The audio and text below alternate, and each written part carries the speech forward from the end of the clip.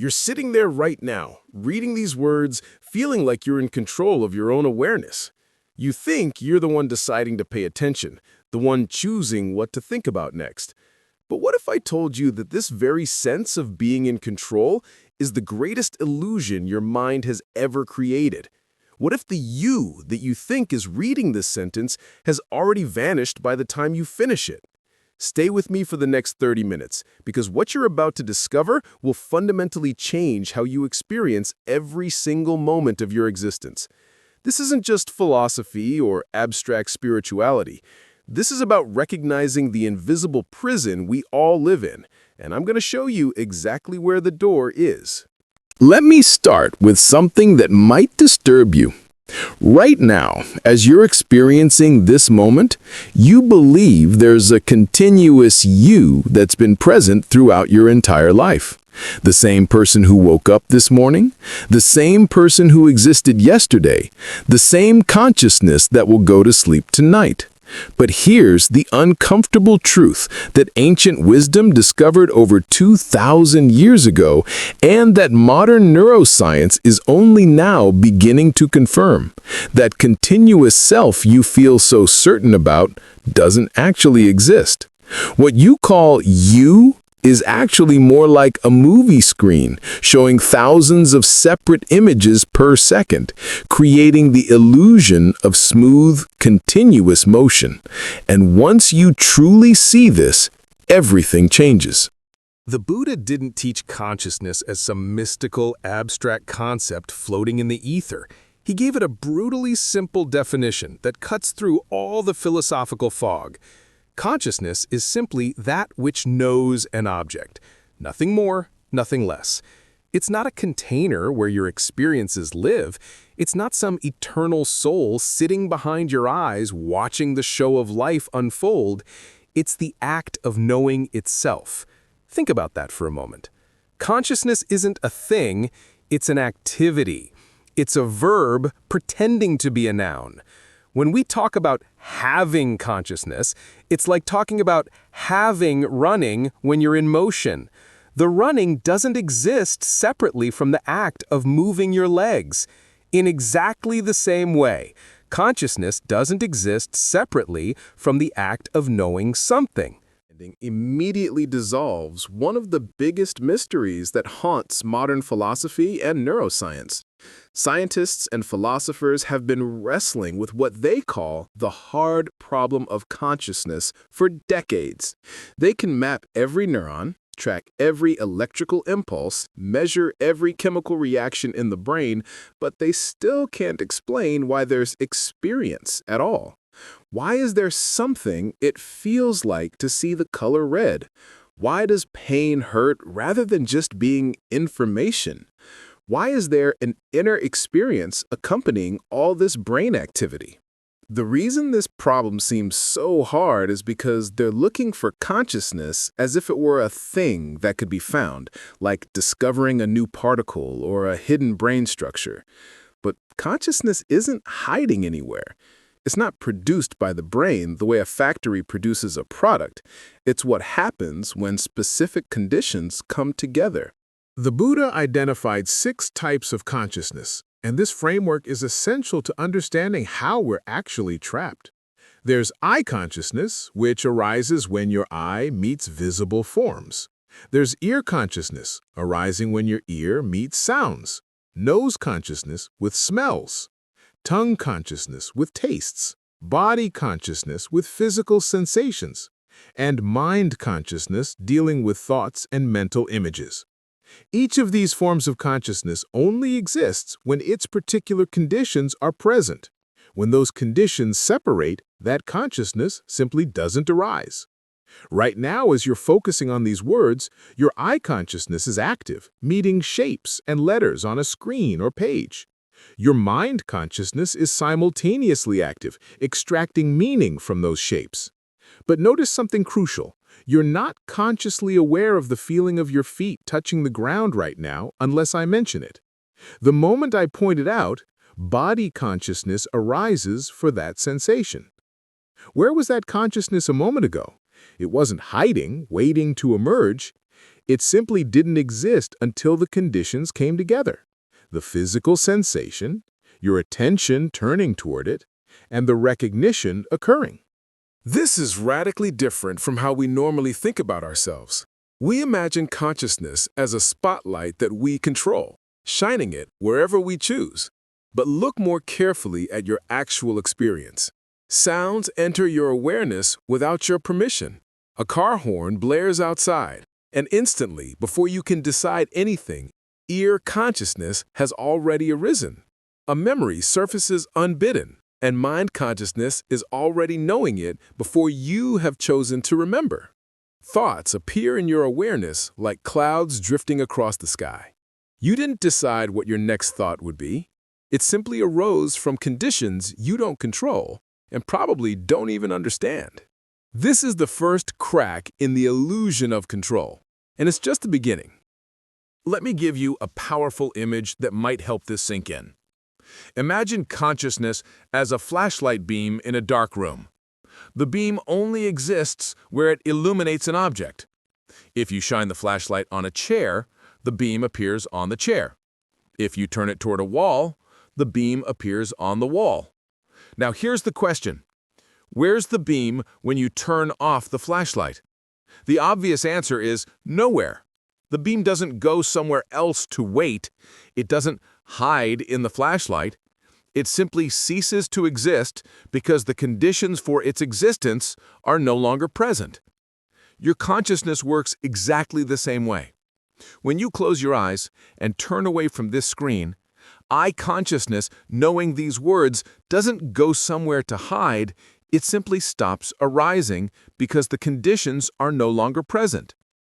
Every single moment of consciousness is fresh, born anew from the meeting of conditions and dying the instant those conditions change. Here's where this gets deeply unsettling if you really think about it.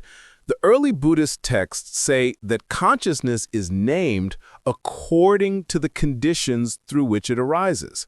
When consciousness appears because of the I meeting forms, we call it I consciousness.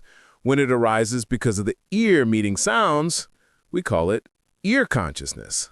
The type of consciousness is completely shaped by the conditions that create it. So what does this mean? It means that consciousness has no inherent nature of its own. It's not some stable thing that then encounters different objects. It's more like water taking the shape of whatever container you pour it into. The consciousness knowing visual forms is fundamentally different from the consciousness knowing sounds, which is fundamentally different from the consciousness knowing thoughts. They're not the same consciousness moving between different objects. They're different momentary events, each arising and passing away based on their own unique conditions. This teaching strikes at the very heart of how we understand ourselves. We believe there's a solid core to who we are, a permanent observer sitting behind experience, watching everything happen. We think of consciousness as that observer, the unchanging witness of all our changing experiences. But when you look closely, when you really investigate your direct experience, you cannot find this observer. What you find instead is just observation happening. There's seeing occurring, but no seer. There's thinking occurring, but no thinker standing apart from the thoughts. There's only the act of knowing itself, appearing moment by moment, with no permanent entity controlling or witnessing it. Even the thought, I am the one who is conscious, is just another fleeting event in consciousness, arising and passing away like everything else. It has no more special status than any other thought. It's just another cloud drifting through the sky of awareness. Now let's talk about speed, because this is where the illusion becomes nearly impossible to see through without dedicated practice. Consciousness moves incomprehensibly fast. In the time it takes you to snap your fingers, literally thousands of individual moments of consciousness have arisen and passed away.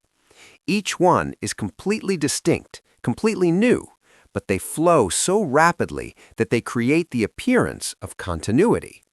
Think about watching a movie. You see smooth, continuous motion on the screen. You see people walking, cars driving, expressions changing on faces. But you know intellectually that what you're actually seeing is 24 still images per second, flashing so quickly that your brain stitches them together into the illusion of continuous movement. The gaps between the frames are invisible to you, but they're absolutely there. Your consciousness works exactly the same way, except it's not 24 frames per second, it's thousands, maybe tens of thousands. The ancient texts suggest that in the time of a single finger snap, trillions of mind moments arise and pass away. Whether that number is literal or metaphorical, the point stands. Consciousness is not the smooth, continuous stream it appears to be. It's a rapid-fire sequence of discrete moments, each one appearing and vanishing before you can notice the gap. This creates a profound problem. By the time you think, I am conscious, that particular moment of consciousness you were trying to observe has already vanished into the past. What you're actually experiencing is the memory of a moment of knowing, not the live moment itself. It's like trying to catch a waterfall by grabbing at the water.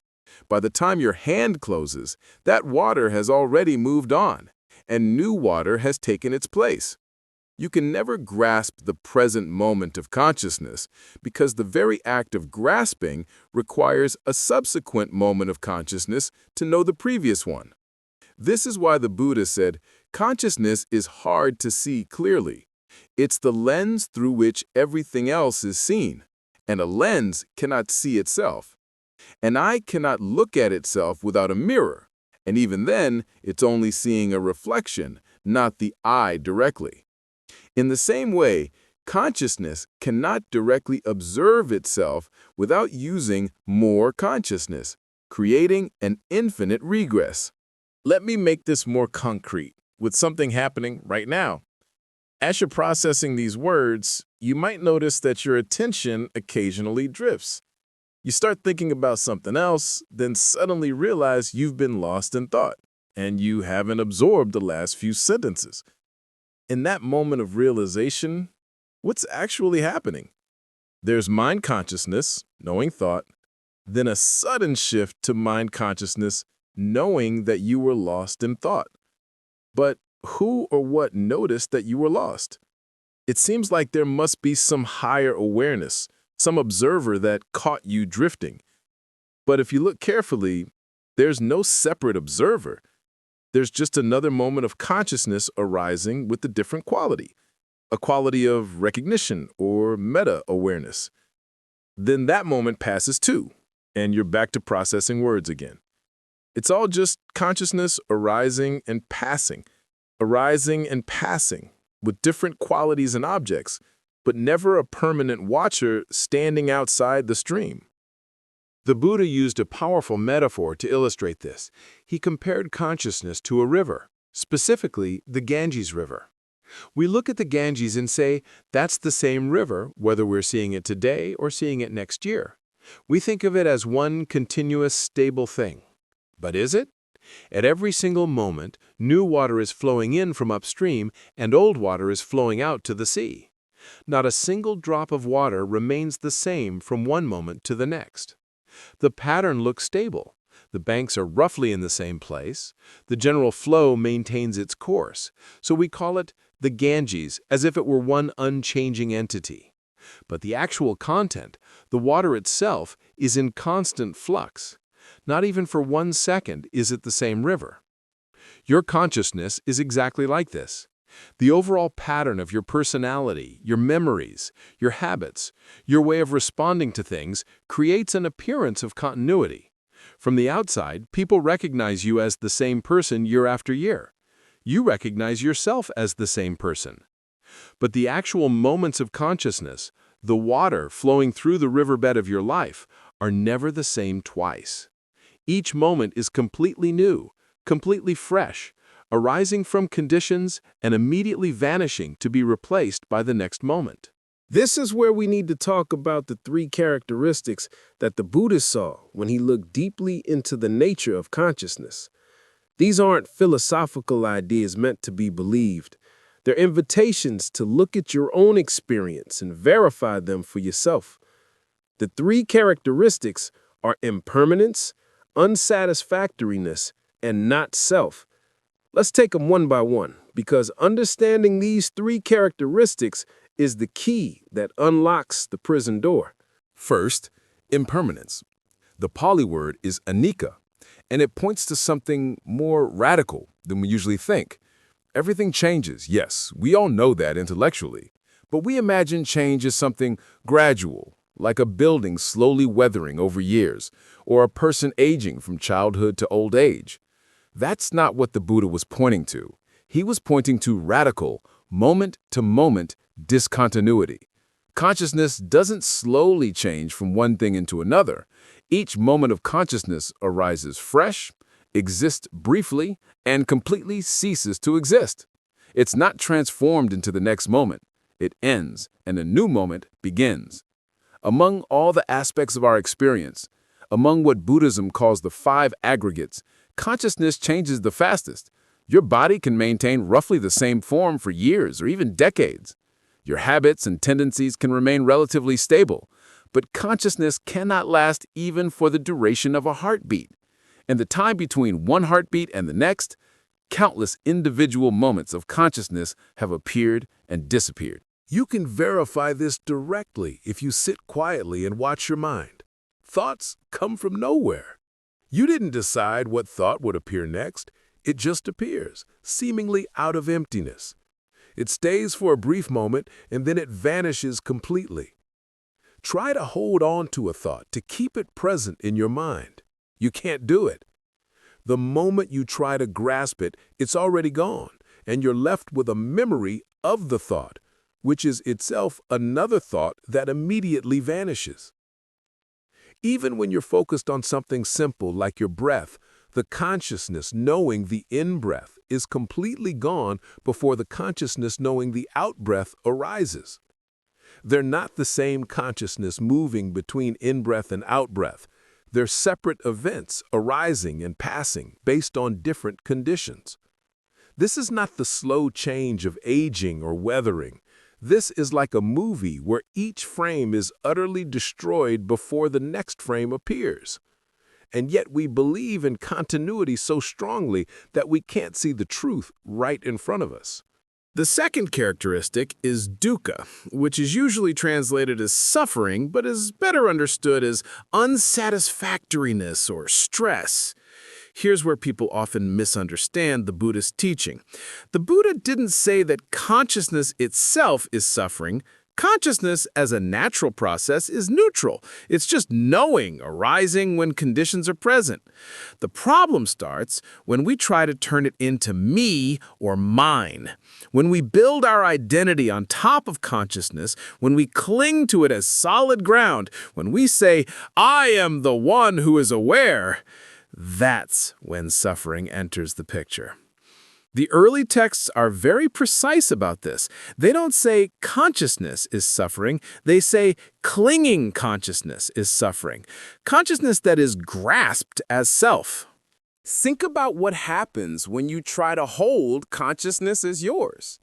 You try to remain the one who is aware. You try to keep your attention steady when your mind keeps wandering. You try to maintain a happy state when conditions are changing. You try to keep a clear mind when you're exhausted. You feel responsible for something that's changing faster than you can possibly hold it. It's like trying to catch smoke with your bare hands. The smoke keeps slipping through your fingers, and you keep feeling like you're failing, like you're not good enough, like there's something wrong with you because you can't control what was never controllable in the first place. This is the suffering the Buddha was pointing to.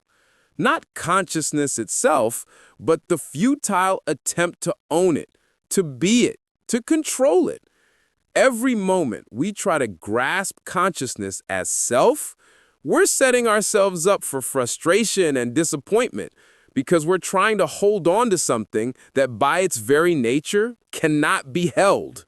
This reveals the third characteristic, anatta, not self.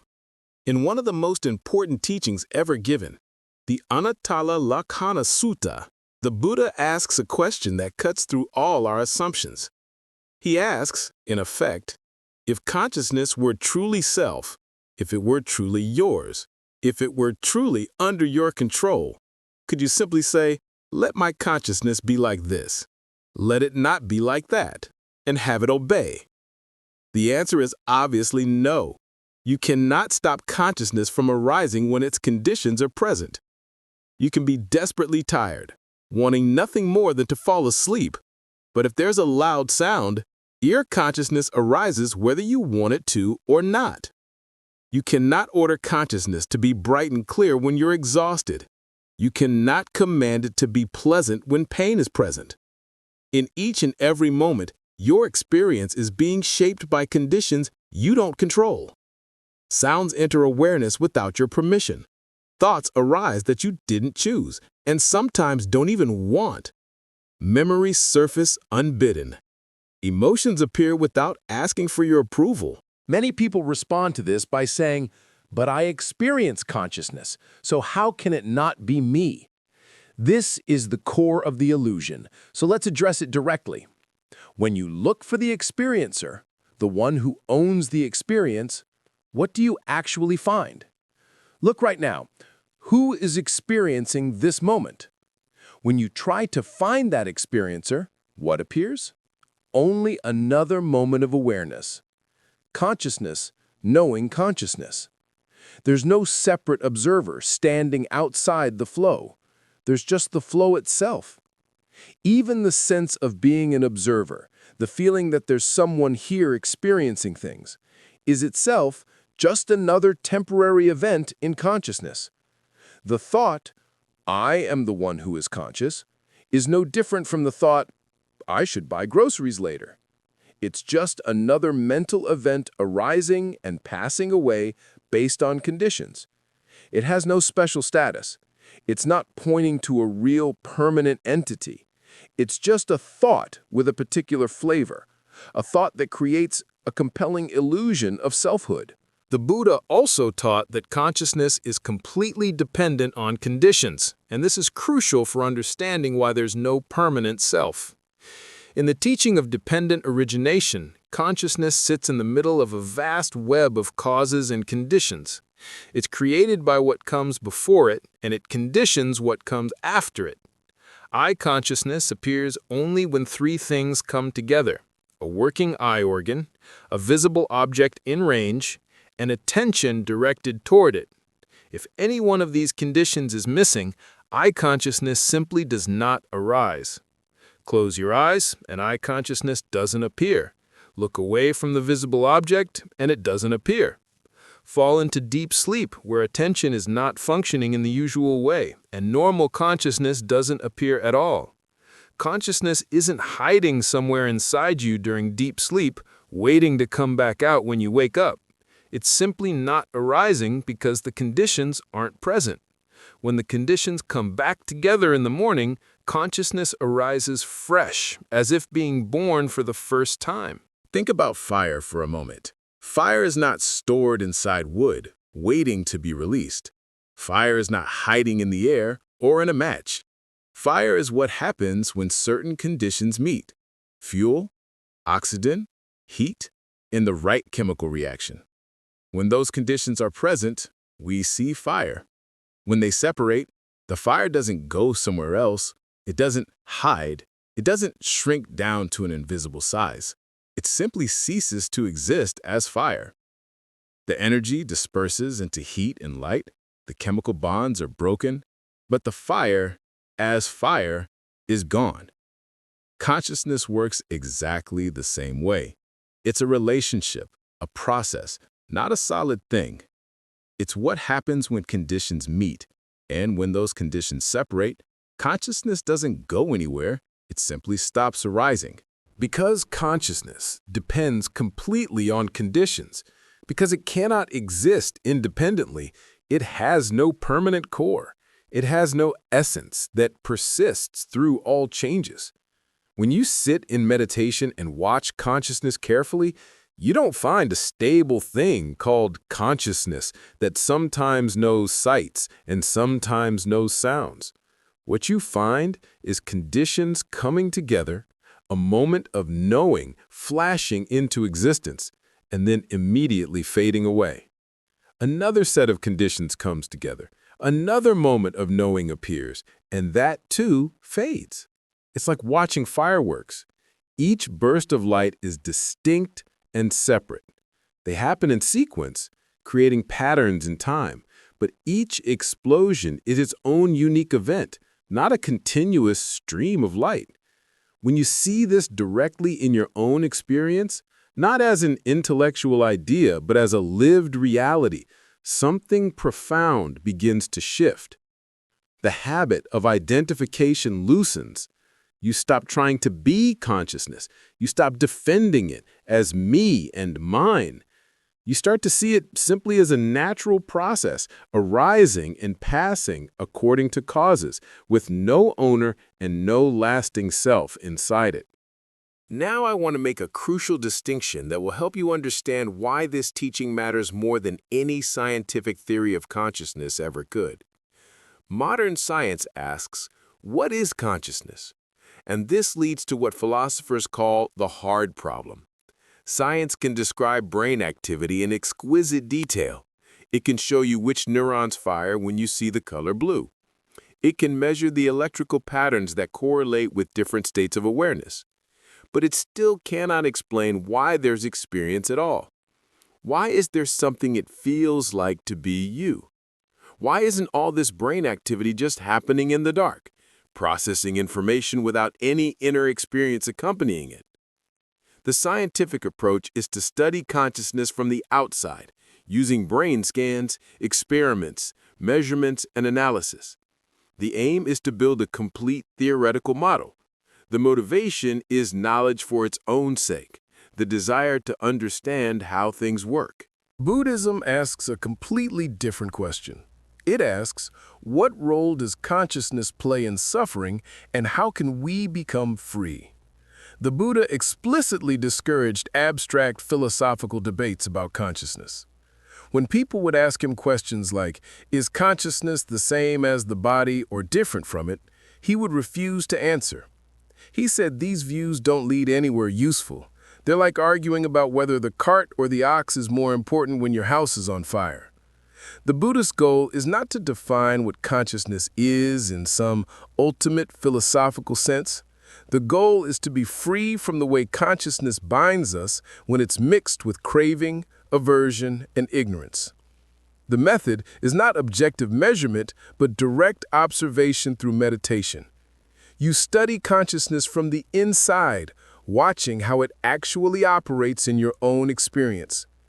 The motivation is utterly practical and immediate, to end suffering. So, science looks at consciousness with fascination and curiosity. It finds consciousness interesting and wants to understand it better. Buddhism looks at consciousness, especially when it's clung to as self, as something dangerous. It wants to remove consciousness's power over us. Let me give you an image that captures this difference. Science is like someone watching a snake from a safe distance, studying its patterns, measuring its length, analyzing its venom, describing its movements in detail. Buddhism is like someone who has a snake wrapped around their neck, squeezing tighter. They're not interested in a perfect theoretical model of snake behavior. They don't care about adding to the scientific literature on reptiles. They want to get the snake off before it kills them. That's the urgency of the Buddhist approach. Science offers you a map. Buddhism offers you a vehicle. From the scientific perspective, consciousness is an object of knowledge, something fascinating to study. We ask, how does it arise? Which brain regions are involved? How can we model it computationally? From the Buddhist perspective, consciousness is part of a living process that creates either stress or peace, depending on how we relate to it. We ask completely different questions. What happens in my mind when I cling to this moment of experience? What happens when I don't cling? How does this way of relating lead either to more tension or more freedom? Do you see the difference? One approach treats consciousness as something to understand. The other treats it as something to be liberated from. This doesn't mean Buddhism is against knowledge or understanding. It means that, for the Buddha, knowledge is only truly valuable if it helps reduce suffering. You could have the most brilliant, comprehensive theory of consciousness ever devised.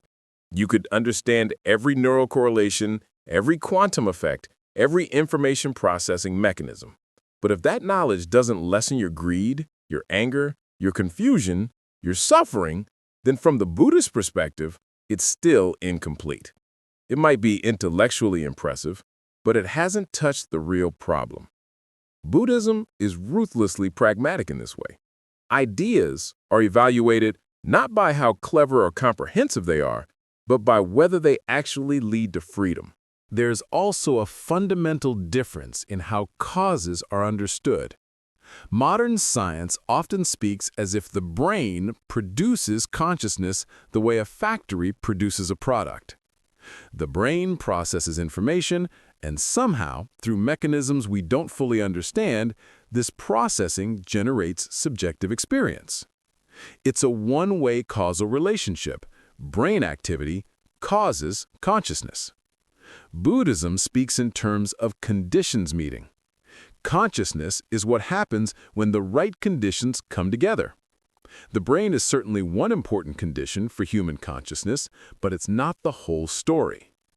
In any moment of experience, many conditions are meeting simultaneously. A body, a working sense organ, an object in the environment, attention, past habits, intentions, and countless other factors. When these line up in just the right way, knowing arises. When one key condition is missing, that particular kind of knowing doesn't appear. Consciousness isn't a solid thing stored somewhere in the brain, waiting to be activated. It's an event that appears and disappears as conditions continuously shift. This might seem like a subtle distinction, but it has profound implications. If consciousness is produced by the brain, then we're trapped by our neurology. We're biological machines producing an experience of selfhood, and there's not much we can do about it, except maybe manipulate the machine with chemicals or technology. But if consciousness is what happens when conditions meet, then we have agency. We can change the conditions. We can shift how we pay attention. We can weaken certain mental habits and strengthen others. We can alter our relationship to the knowing process itself. This is the doorway to freedom. So at one level, science offers a map of consciousness, detailed models, theories, descriptions. At another level, Buddhism offers a vehicle, a practical method to sit down, observe consciousness directly, change how you relate to it, and move toward liberation. Both levels have value, but they serve completely different purposes. You wouldn't try to eat a map when you're hungry. You wouldn't try to drive to work on a menu. In the same way, you can't think your way to freedom from suffering using theories and models. At some point, you have to get in the vehicle and actually make the journey. And this brings us to the practical heart of everything I've been saying. Understanding the theory is not enough. The Buddha's entire teaching can be summed up in 2 words: come and see. Don't believe what I'm telling you. Don't just accept it as a philosophy. Look directly into your own experience. The practice that makes this possible is called Vipassana, which means insight or clear seeing. This is the method for actually observing how consciousness works, how suffering arises, and how freedom becomes possible. Here's how you begin. Sit quietly in a place where you won't be disturbed. Keep your posture alert but relaxed. You're not trying to achieve some special state. You're not trying to blank your mind or reach a mystical experience. You're simply going to watch what's already happening. Take your breath as a simple anchor point, something to return to, but stay completely open for whatever appears next. It might be a sound, a physical sensation, a thought, an emotion. Whatever it is, just notice it. When a sound comes, something crucial happens that you've never noticed before. For just a brief instant, there's bare hearing, pure knowing of the sound without any story, without any judgment, without even a name for what you're hearing. It's just raw sensory contact. But this bare moment is incredibly brief, almost impossible to catch. Immediately, faster than you can notice, your mind adds its automatic commentary. Pleasant sound, or annoying sound, or that's a car, or someone's talking. This evaluation happens completely by itself. You didn't decide to evaluate the sound as pleasant or unpleasant. It was automatic, based on your past conditioning, your current mood, and countless other factors you're not aware of. Now here's the crucial point, the exact location of the doorway to freedom. Between this automatic evaluation and your reaction to it, there's a gap. It's tiny, almost invisible, but is absolutely there. After annoying sound, and before, I hate this, make it stop, there's a space. If you can learn to notice that space as it appears, you can choose not to feed what comes next. And you don't do this by pushing anything away or suppressing anything. You do it simply by seeing clearly. Ah, this is the automatic evaluation happening. And now I can see craving starting to arise, the impulse to push the sound away or to control my experience. When the seeing is clear enough, when you really see what's happening, the process loses its power over you. It's like a fire that dies out when you stop adding wood. The reaction fades on its own, not because you forced it to go away, but because you stopped feeding it with unconscious identification. This takes practice. At first, you'll miss the entire chain of events. You'll only notice much later, maybe hours later, that you got caught up in reactivity. With consistent practice, you start catching it just after it has happened. You'll react, and then a few seconds later, you'll think, "Oh, I just got hooked again." That's progress. Keep going. With more training, you begin to see it while it's happening. You're in the middle of the reactive pattern, and suddenly there's awareness of it. And sometimes, with even deeper practice, you don't feed it at all. The conditions for the reaction arise, but you see them so clearly that they can't take root. Slowly, gradually, the gap feels wider, and there's more genuine choice. This is the beginning of real freedom. Not freedom from experience, but freedom within experience. You can practice this same observation in daily life, not just in formal meditation. You see something beautiful, maybe a sunset or an attractive person or a delicious-looking meal. First, seeing happens. This is just sensory contact, neutral. Then immediately, the automatic evaluation, pleasant. You didn't decide this. It was conditioned. Next, if you don't notice what's happening, craving moves in. I want this. I need to have this. I need to keep this. Why don't I have more of this? The mind gets pulled forward into desire. But if you can recognize it, if you can see, this is craving about to pull the mind, then something different becomes possible. At first, you'll only see the craving after it has completely taken over. You'll be lost in fantasies about obtaining the object, or you'll have already acted on the desire before you notice what happened. That's fine. Just seeing it after the fact is the beginning. Later, you notice it as it arises. Here comes craving. And with even deeper practice, craving may arise in consciousness. You see it clearly, but it doesn't stick. It passes through like wind through a screen door. The same pattern happens with pain, but here the teaching becomes especially practical and urgent. Pain itself is simply part of life.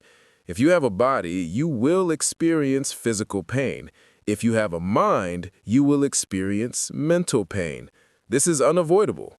When pain arises, the mind immediately marks it as unpleasant. This evaluation is automatic and not wrong. Unpleasant is unpleasant. The problem comes next. If you're not watching carefully, resistance arises. I hate this pain. This shouldn't be happening. Why is this happening to me? I need to make this stop immediately. The Buddha called the pain itself the first arrow. It's unavoidable when it's unavoidable. But our resistance, our mental struggle with the pain, that's the second arrow, and it's optional. You're the one shooting the second arrow at yourself, over and over again. The teaching isn't to somehow make pain pleasant or to pretend it doesn't hurt. The teaching is to stop adding hatred, resistance, and struggle on top of the pain that's already there. When you do this, something remarkable happens. The pain might still be there, but the suffering around it dramatically decreases. You discover that you can bear much more than you thought you could when you stop fighting what's already happening. The deeper level of practice is this. When consciousness arises, don't add clinging to it. How do you do this? Not by force or control, not by suppression or denial, but by clear seeing. You see directly, this consciousness is not me, not mine. It's arising because conditions are present. It will pass when conditions change. There's no need to claim it as self. When this is seen directly, not just as an intellectual idea, but as a lived reality in your immediate experience, clinging doesn't take hold so easily. The feeling of carrying a heavy burden starts to fall away. You're still experiencing everything. The senses still function, thoughts still arise, emotions still appear. But there's a lightness to it all, a sense of space, a freedom from the constant pressure to manage and control your inner life. You'll know this practice is working when your reactions start to feel less solid. Events that used to completely hook you now pass more quickly. Emotions still appear, sometimes very strongly, but they don't hang around as long. They arise, do their thing, and pass away, like waves on the ocean. You feel a quiet relief, like finally taking off a heavy backpack you've been carrying for so long that you forgot it was there. This isn't dullness or numbness or a disconnection from life. If anything, life becomes more vivid when you're not constantly filtering it through the lens of, what does this mean about me? Consciousness is still working, still seeing and hearing and thinking, but it's no longer driven so relentlessly by craving and aversion. There's a softening, a relaxation, a sense of finally being able to rest.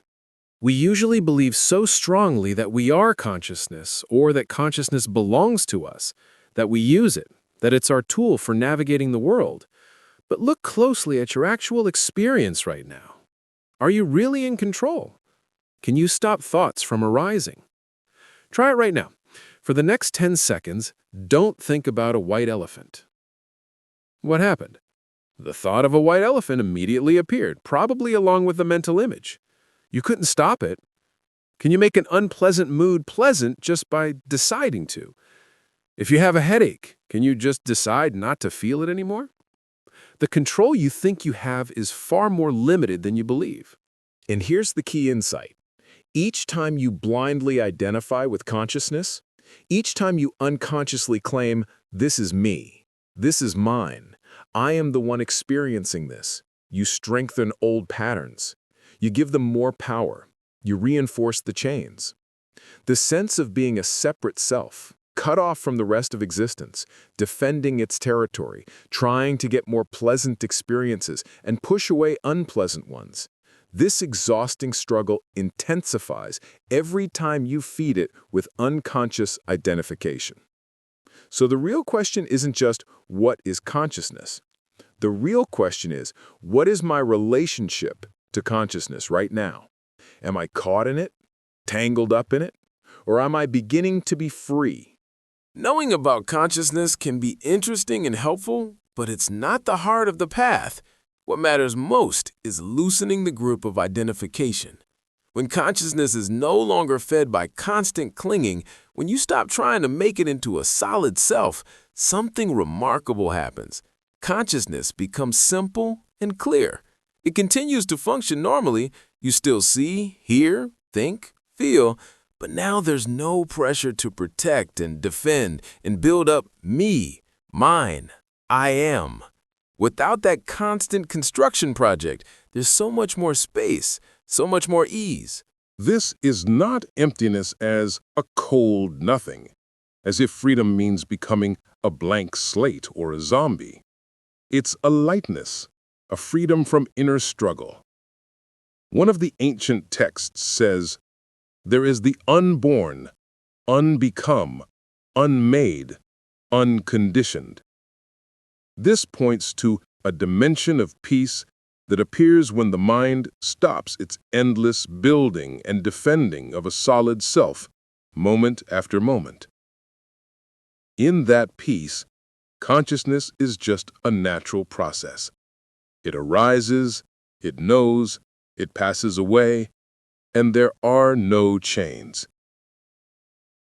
The activity of knowing continues, but the sense of it happening to a separate me has dissolved. So here's the question I want to leave you with. Is consciousness your tool or your master? For most people, most of the time, consciousness quietly acts as the master, and they don't even realize it. They serve their habits, their conditioning, their automatic reactions without ever seeing what's happening. They believe they're in control when they're actually being controlled. But as wisdom grows through practice, something shifts. Consciousness stops being either tool or master. It's just something understood, something that comes and goes according to conditions. No big deal. And in that understanding, the burden lifts. The invitation is clear, and it's been clear for over 2,000 years. Come and see for yourself. Not tomorrow, not when you have more time, not when conditions are perfect. Right now.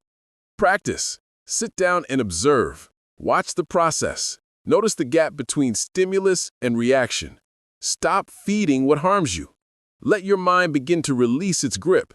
This teaching isn't here to give you more concepts to collect, more ideas to debate, more knowledge to feel smart about. It's here to guide you toward direct seeing, toward actual liberation. Not to build a stronger, more impressive me, but to lay down the burden of me entirely. And in that laying down, in that release, there is peace. The peace that was always here, just waiting for you to stop claiming ownership of consciousness long enough to notice it.